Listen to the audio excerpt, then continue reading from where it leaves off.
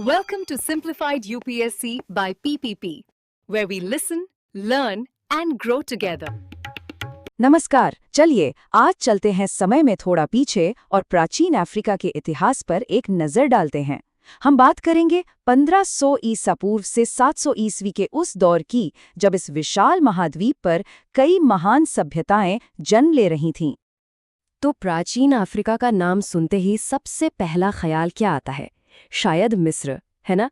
देखिए, ये जवाब बहुत आम है, पर पता है क्या, ये तो कहानी का बस एक छोटा सा हिस्सा है। मिस्र की जो उपलब्धियां हैं वो तो खैर कमाल की हैं ही, लेकिन वो अफ्रीका की कहानी का बस एक चैप्टर है। तो आज हम मिस्र से आगे बढ़कर दो बड़ी घटनाओं को समझेंगे। एक, वो विशाल माइग्रेशन जिसने पूरे महाद्वीप का नक्शा ही बदल दिया, और दूसरा, एक बहुत ही शक्तिशाली व्यापारिक साम्राज्य का उदय। तो चलिए अपनी पहली कहानी शुरू करते हैं, जो मानव इतिहास के सबसे बड़े माइग्रेशंस में से एक है। ये कोई एक दिन में हुई घटना नहीं थी, बल्कि सदियों तक चलने वाली एक धीमी प्रक्रिया थी, जिसने अफ्रीका के कल्चर और भाषा के नक्शे को पूरी तरह से बदल कर रख दिया। अब देखिए, इस कहानी को ठीक से समझने के लिए पहले माइग्रेशन यानी प्रवासन शब्द का मतलब समझना जरूरी है। ये सिर्फ एक जगह से दूसरी जगह घूमने फिरने जैसा नहीं है। ये एक परमानेंट बदलाव है, जिसके पीछे कुछ बहुत बड़ी वजह होती हैं।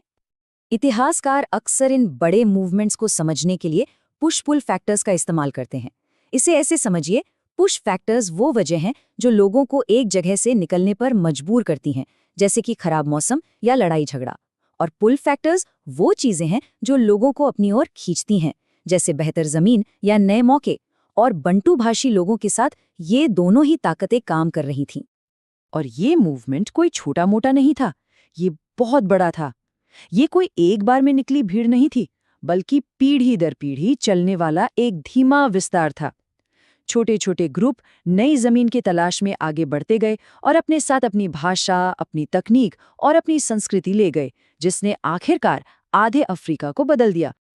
तो इस इतने बड़े माइग्रेशन का असर क्या हुआ? असर बहुत गहरा था। बंटू भाषी लोग अपने साथ लोहे के औजार बनाने की कला लेकर आए, जिससे खेती और युद्ध दोनों में क्रांति आ गई। उन्होंने नई फसलें उगाईं और खेती करने के नए तरीके सिखाए। और शायद सबसे बड़ी बात ये कि उन्होंने अपनी भाषाएं फैलाईं, जिसकी वजह से आज सब सहारा अफ्रीका में सैकड़ों भाषाएं एक ही बंटू परिवार से निकली हैं। तो ये तो थी लोगों के एक जगह से दूसरी जगह जाने की कहानी।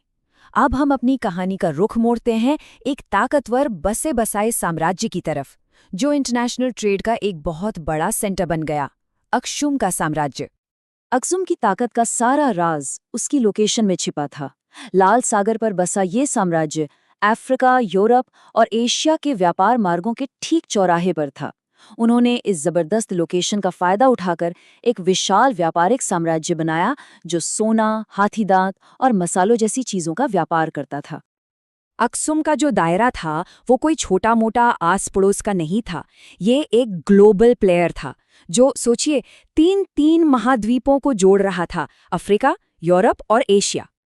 लेकिन अक्सुम सिर्फ व्यापार का ही सेंटर नहीं था, ये इनोवेशन का भी एक गढ़ था।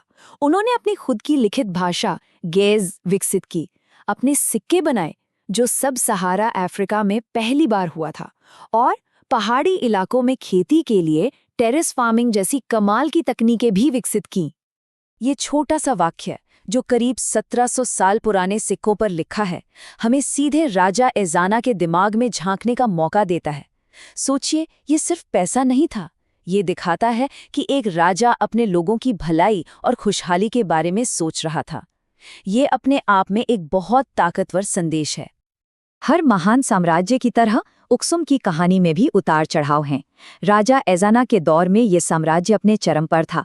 उसने न केवल अपने इलाके का विस्तार किया, बल्कि ईसाई धर्म को भी अपनाया, जिससे ये दुनिया के शुरुआती ईसाई राज्यों में से एक बन गया। लेकिन फिर वक्त का पहिया घूमा।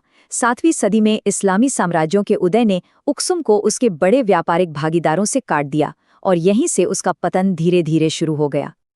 तो हमने दो बिल्कुल अलग कहानियां देखीं, एक विशाल माइग्रेशन की और एक ताकतवर व्यापारिक साम्राज्य की।